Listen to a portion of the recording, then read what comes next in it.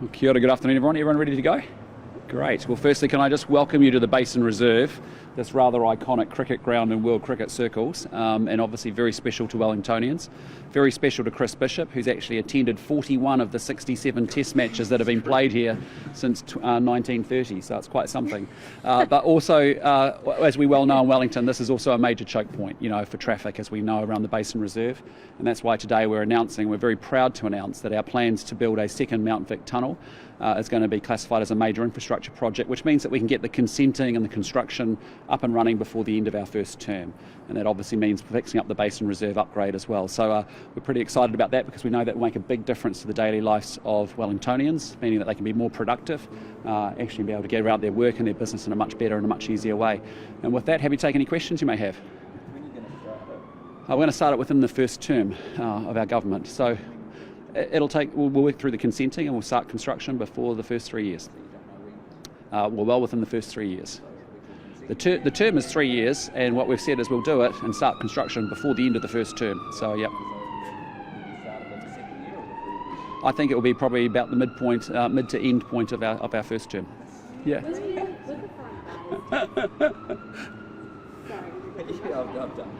Yeah, good.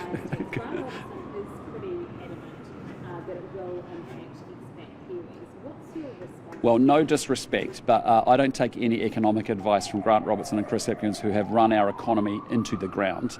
And I appreciate that the Labour Party wants to distract from the announcement, which is really about how do we get relief and actually support to working New Zealanders. And so they can say whatever they like. We've investigated this, we've modelled it out, we've talked and worked with tax experts and lawyers, as you well know, and we are incredibly confident, absolutely confident in our plan. Is Labour making this shift on this? Well, look, they just want to distract, right? The reality is that if you just take a step back, what have we delivered? We are delivering support, as we said, in tax relief for working New Zealanders, low and middle income New Zealanders who wake up each day, pay their taxes, go to work, try and do everything right, and at the end of the day, still can't get ahead. And so when you can offer up $250 a week to an average household income with young kids, a fortnight, with young kids, that's fantastic. When you think about $50, a fortnight for a median worker, that's a fantastic thing. So just to clarify, you have modelled carving out expats so that it doesn't apply to them. It's called a foreign buyer tax for that reason. It's about foreign buyers paying tax. It is quite doable. We are completely confident in our advice that we have received, and more importantly, we've got a plan that delivers for working New Zealanders. You're running on a platform, obviously, of economic credibility, and yet your numbers are being widely panned by many economists. Why aren't you releasing your costs? I disagree completely. We've spoken to a number of practical tax and experts, and we are very confident in our numbers and our modelling. One of the leading economists in New Zealand called it bullshit. I would just say to you, we are very confident in our modelling. I understand numbers, Nicola understands numbers, we understand economics, and what I'd say, no we haven't. We're absolutely confident on our numbers, and what's happening here is that the Labour Party just wants to distract, because actually at the end of the day, what we're doing is we're giving tax relief and support to hard-working New Zealanders. That's what this is about. So they can say whatever they want, but the reality is we are rock solid and confident in our own plans and our own assumptions. At the very least, we can surely all agree that there are many different opinions and opposing opinions on two of the sources of income, the gambling and the foreign buyers tax. In that first year, you're going to need billions of dollars to pay for your promises. So if it is more legally friendly, as many economists and experts are saying, what is your backstop? Is it broken promises? Is it borrowing, or is it cuts? Well, what it is we are absolutely rock solid and confident in our assumptions and our modelling and our delivery. And so we will deliver our tax relief plan to New Zealanders. That's our personal guarantee to them. And we are very confident in the way that we've built that plan. What is your position on the free school lunches program? Do you plan to keep it, scrap it, or free school? We'll continue to keep the school lunch program. As is, you wouldn't be any role that you won't touch it? We think it's a good program and we continue to support it. That's why we've been really clear about saying that every year we're in government, we're going to increase spending in health and in education, and we support the school lunch program. Do you have a preference for that only that's done in-house or contracted out? Happy to look into that. I've spoken to a number of providers of school lunches, and some have done in-source and some have been supporting moving to in-source and some have been doing outsourced. But at the end of the day, it's a program that we support. Have you seen some of the sort of dodgy looking photos of some some of the lunches that do get served. And Yes. There's a lot of waste that comes with that. How do you tackle that problem? Yeah, look, I mean, I think that's where I think, the effectiveness of and the delivery of and the improvement in the operations of how the program is delivered or how the food is delivered, it can be looked into. But the bottom line is we are supporters of the school lunch program, making sure it's more efficient and more effective in terms of its delivery and getting it so there's less wastage and more appealing food. That's all good. We can keep working at that. Do you have any policy for what you do with leftover so that you don't have the wastage issue? Do you have any thoughts on No, but I think what we can say is that we are supporters of the program and it will continue to improve each and every year under a national government, and that means certainly making sure there's less wastage and there's more appealing food delivered. Yes. Labour targeted and won the bids to host 3 World Cups during its tenure. They're all Women's World Cups. Does National have any plans for doing major tournaments? Well, I'll just say to you that major events pipeline was established under a national government. The events were run during this last government. I am a little bit concerned that in the last 6 years there actually hasn't been any big commitments made to any future major events for New Zealand, and so we would want to make sure we build back that pipeline because. Well, look, I mean, we'll have a look at them as they come up, but I mean, I think there is a real need for us to make sure that we do have a pipeline of major events so that we can build our tourism proposition around that and our visitor strategies to New Zealand. Right now, the road. Can you rule out right now any asset sales? Yes, I've previously done that over a year ago, yes. Do you agree with Bishop that the basins have been in a great place? Do you also agree that this is one of the most negative campaigns of history? Is it that? Sorry, what's the question? Do you agree with Mr. Bishop that this is one of the most negative election campaigns? Well, look, I think what we've got is a government that frankly has no record to run on, and they clearly have no ideas to take the country forward, and so they want to make it personal and negative. As I've said before, I'm comfortable they can keep doing that for 39 days, but what I'm actually worried about is 30% of New Zealanders about to refix their mortgages before Christmas and going to have to find $700 a fortnight. What I'm worried about is actually Kiwis that don't feel safe in their own communities or in their own houses and their own businesses. What I'm really worried about is actually people who can't access healthcare when they desperately need it or actually get their kids educated. So those are where I'm focused on. So frankly, they can say and do whatever they want. That's their choice about how they choose to do it. But do you think it's one of the most negative election campaigns? Well, clearly they've chosen to go negative and personal, and that's their decision and that's their choice. I mean, we've come out with 38 policy ideas that we're advocating as practical, common sense solutions to the challenges that New Zealand has. We have a fantastic country, but we are in a major economic crisis. And as a result, what we need to do is be able to turn the country around. And what I want New Zealanders to focus on is actually, well, how are we going to do that? And that's why we've had a contest of ideas and policies in order to actually move the country forward. This morning rolled out a whole heap again. They're actually, I think a couple of them were from your own personal Facebook page, Chris Bishop.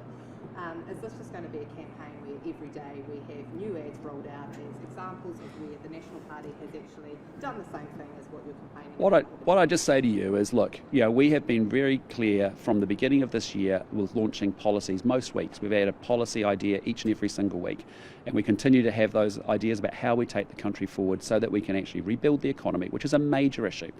Outside here, people are doing it incredibly tough. There is major suffering, and that's what we're focused on. That's exactly what we're focused on: rebuilding the economy, restoring law and order, delivering better health and education. Sorry, Jess. Campaigning that surely 2014 was far more negative with the dirty politics campaign. I mean, that doesn't really, what we've seen here doesn't really compare to that, do you think? Look, all I'm just saying to you is, look, it's clear that they're going personal and negative, and they are free to do that. That's their choice and decision to do that. And we understand why. They don't have a record, they don't have ideas to take the country forward. What we're doing is staying very positively focused on the plan to take New Zealand forward that actually deals with some serious issues that we have. Can I Examples of ads that you guys Sorry, have put out? look, Chris. You said you were the one that said it was most negative campaign to be forget about 2014. Well, I said it looked like it was going to be because at the start of the campaign, the start of the 6-week campaign, we had full-page rap ads attacking Christopher Luxon, the leader of the National Party, very personally. So I was making a throw-forward projection about it looked like the sort of campaign we were going to run. But look, at the end of the day, they can do what they like. We're focused on our positive plan, and that's what will be. We're focused on laying out our agenda and laying out our policies. You'll remember 2005, but that was pretty negative as well. Yeah, look, there have been negative election campaigns in the past. I was just saying that to start the election campaign, at the start of the 6 weeks, to take out full frontal ads all around the country from the trade union movement, which is allied to the Labour Party, no matter what they say. I think we all know it is. Attacking the leader of the National Party very personally. is not a great way to start the campaign. But look, they've made their decisions. We're focused on laying out our agenda, starting today with the acceleration of the second Mount Victoria Tunnel, which is going to be fantastic. So your old ads were fine. It's just that now. Well, I haven't seen some of the ads that Chris Hipkins is apparently obsessed with. He should focus on his own. He should focus on his own policies. One of the ones said that even 8-year-olds know better than Chris Hipkins. I mean, that is about as personal as it I haven't seen that, but yeah, but I post all sorts of things, as you well know.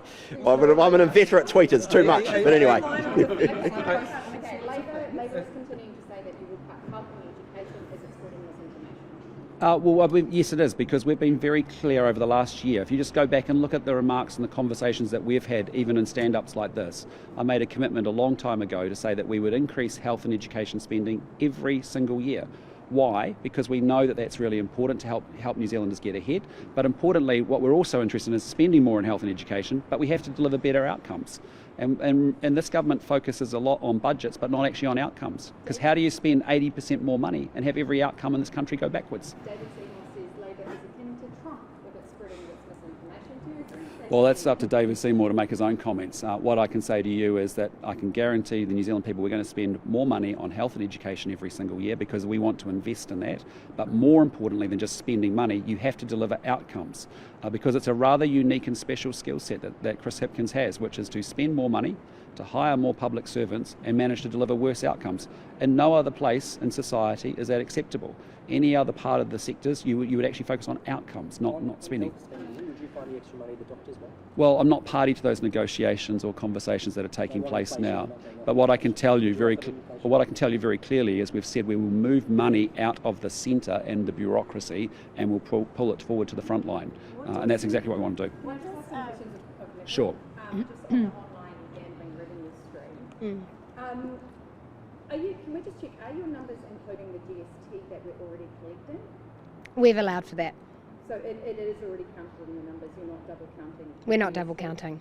Okay. And the plan that you have proposed is basically what Sky City has suggested. Have you been lobbied? What we see is a policy setting at the moment that we think is harmful and unfair, which is that online gambling providers are not required to be domestically registered and licensed in New Zealand, and therefore they're not subject to the same controls and tax as domestic gambling operations are. We think that's wrong from a principled perspective, and actually the government has been lobbied by a range of organisations to look at that from a harm minimisation perspective. Our policy makes it fairer and we collect revenue from it. But essentially, have you copied and pasted No. Sky City's proposal? No, It's pretty much identical. Well, we've looked at an issue which others have seen and others agree is an issue, which is that right now there's a wild west online with gambling in New Zealand. It's not subject to the same regulatory framework. We think it's appropriate that there's a strict regulatory framework for gambling because not managed well, it can cause a lot of harm. And just because you're running it from overseas online shouldn't mean that you're exempt from those controls. So from a principled perspective, that's how we've gone about designing this policy. What's Sky City stand to gain from this regulatory regime if they are one of the few online casinos that can operate in New Zealand? Well, I think that would very much depend. What I think we could see is that people who currently provide gambling services online become domestically registered, domestically licensed, have a New Zealand-based operation and do it in a way that's regulated, taxed and fair. Can I just double check one thing? Christopher Luxon, you said yesterday that the foreign buyers tax will only apply to foreigners. You've just said that again now. And Nicola Willis just said this morning it will apply to non-tax residents. Which one is it? It's both. So Kiwis who are non-tax residents are therefore foreigners? We are going to make sure that our tax applies to foreign buyers, and we're going to ensure that New Zealanders, as they currently can continue to buy homes in New Zealand. You're going to go and negotiate with all the countries and have those DCAs. Can I just point out that there is a digital services tax bill in Parliament that Labour introduced, and when you look at that bill, there is advice from the Inland Revenue Department about tax treaties, pointing out that this would be viewed as a unilateral tax, and they point out that they can work through these issues. It is no different with a foreign buyer tax. But in the year that you need that revenue stream? Yes, we've said that we will introduce this tax by 1 July next year. We're confident we can do that. If you're the next finance minister, would you commit to being completely transparent? I think transparency is important, but of course as Finance Minister you also have to protect commercial sensitivity. There's information that you don't put into the public domain because of that sensitivity, market sensitivity, and there is a set of conventions and protocols around that I'd want to uphold. So are those the reasons why you have been released as far as what's informed your tax plan? I reject that characterisation. Also, why haven't you released the documents and the information that's informed your costing? We've released a 32-page document. We held an hour-long press conference, have made ourselves available for multiple questions subsequently. We've had our costings reviewed by an external agency. We've released fully our legal advice. We've released the executive summary of the reviewers. I think we've been absolutely upfront, and I'm confident about our guys, approach. thank you very much. Continues to say that the Thank you very much. continues to say that once you take the foreign buyers ban out of the free trade agreements, they can't be put in for your No disrespect, but I'm not taking any economic advice or any economic ponderings from Chris Hipkins. And here's a question for Chris Hipkins. Yep. Why shouldn't a median income New Zealander get $50 $50 a more in their fortnight. pay each fortnight, and he's yet to answer that? That's right. Awesome. Up the waz.